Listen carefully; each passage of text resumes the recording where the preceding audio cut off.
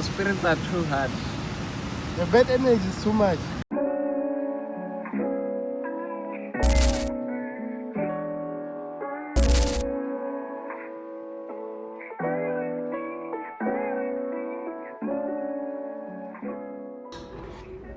Okay, now we are doing Nkosinati Sibia.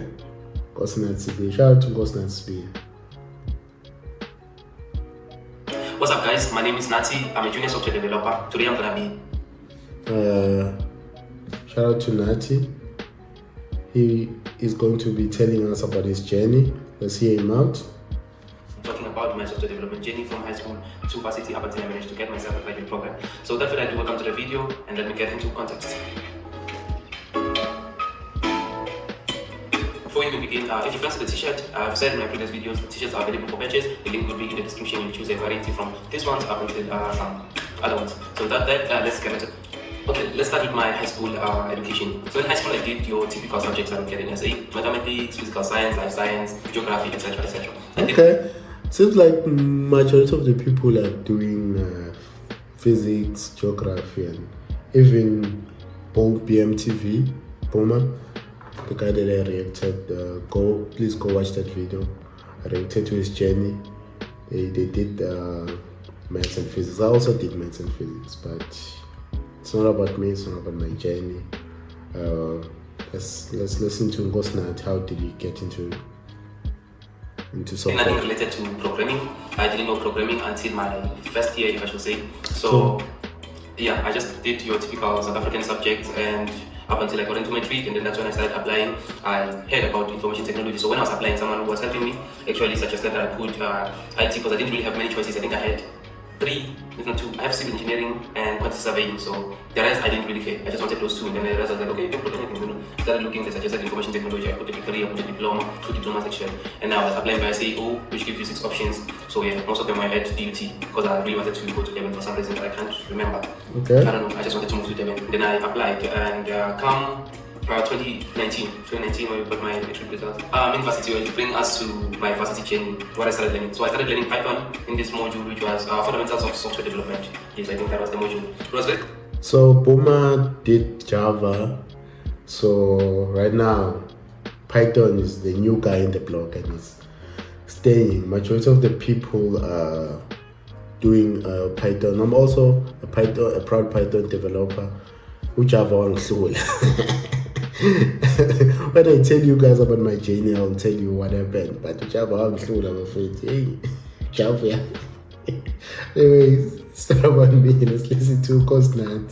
Very interesting at first. Yeah, print hello world, it's nice there. You are just getting the theory of it and what you can do with it. So that was interesting, that was nice, and I was like, okay, kind of like this thing. Then I started getting depressing. And the sad part is we're doing maths as well, and I don't really like maths. So doing maths and programming at the same time is it's a fun sport. Eh? Advanced calculus. Advanced calculus. Something else, guys. It's not joke. So we're doing maths and programming as well. So we started getting to data structures and algorithms, and if I should say, that module was not treating everyone right. I remember the first test, only 3 people passed. Yeah, and it's an entire typical data structures, guys. My data structure. My data structures and algorithm. Anyways, in the entire class, only 3 people passed. Unfortunately enough, I was one of those people. So I was like, okay, I'm not good at maths, but I passed this thing. I was like, damn, I love this thing. Then I started loving it then. Okay. I was consistently passing and just not doing very good in maths. So with that being said, you don't really need mathematics to be a developer. You need it to an extent, as if like if you want to go to university or college, you might need mathematics, but you don't really need to be that good in mathematics unless you're going to be going into machine learning and stuff that need mathematics. But yeah, that was it for my first year. We did Python, maths, and discrete mathematics. Discrete mathematics is also one interesting module that we did. Then we got into second year, I did a bit of Java, and then COVID hit, and then there was no programming at all. It was just, we went home, then it was like online learning, theory, and then in second semester we did networking. Third year, which was my final year, it was a 3-year degree, so even there was no programming that much. Yeah, there was no programming only for our project and project. Software development module we had was more of a theory of understanding the software development cycle, know your agile methodologies and all of those things. So there was less programming of semester 1, we just documenting the final project, and semester 2 we're developing the project. Okay, that's it for my varsity experience. It was quite a journey. It was a very interesting one. Programming was interesting, but yeah, it was depressing at some point. And then this gets us to job hunting, which I think is it's depressing and also draining at this point. If you are looking for an internship or you are looking for graduate, you know, it's too much. But right now you are competing with people who did computer science degrees and people who did boot camps and internships. So the market is crazy right now. There's a lot of people who are trying to get into software development. But anyways, that's true. I'm just confirming what he's saying. Graduate program with no experience, it's training. For me, it took me about 6 to 8 months. If I started applying around June, July. That's when some of the graduate programs and internships started opening for the following year, which I was in my final year. At least I was smart enough to start applying early. And then started applying for, when you're starting applying, had that energy and all, started applying I even applied to Amazon with no experience, and I didn't even have much solid knowledge of programming. But yeah, high hopes. But yeah, Amazon. I had 2 interviews go Amazon. They all hit me with networking, what, and from a guy who didn't do computer science and all these things. I'm 2 times Amazon but Amazon but yeah, I'm interviewers Amazon. Yeah.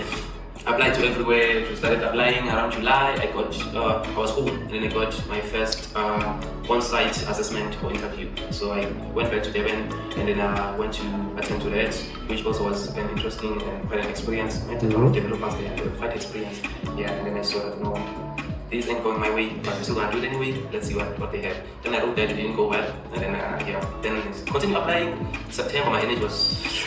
I was getting exhausted. Come December, that's when I had the assessment for the company that I'm actually working for now. Then I wrote that assessment with high hopes because it's been high for months. I was like, okay, applied and then passed the assessment. And then January I got an email to schedule an interview. And then that was at least I had high hopes, and I was like, okay, I just have to kill this interview. And then waited for that interview to happen, and then took a long time to respond, and then I got an offer. Yeah, I was over the moon because I just didn't want to go back to school and do my honors and all of those things, but got the offer, and then I was happy and all of that, and then I had to move to Johannesburg. So I moved quite a lot. I mean, went to university in Durban, went to Mpumalanga, and then now I'm actually in Gauteng. So it's like, that was quite an experience, and then got the offer, moved to Gauteng and stayed in Pretoria Central for a bit. And the funny part is I didn't even go to look for the company because it's in Centurion, and I was in Pretoria Central. I didn't even know where the taxis to Centurion are, but I was like, then I figured it out in the morning. But of which I did, and I was lucky enough to be in a taxi with one of the employees there. So I was like, okay, that's my luck. Yeah, so that was the experience. With that being said, you don't really know to go my path when it comes to software development. There are a lot of parts, but you should know there are pros and cons to each and everyone, and it won't be the same for everyone. So that's my journey. I hope you enjoyed it. And remember, if you like the t-shirt, you can get it. It's in the link in the description. And thank you for watching, and I hope I clarified a lot to my end. Shout out to Ngosnati. Go subscribe and like his page, and also subscribe to me.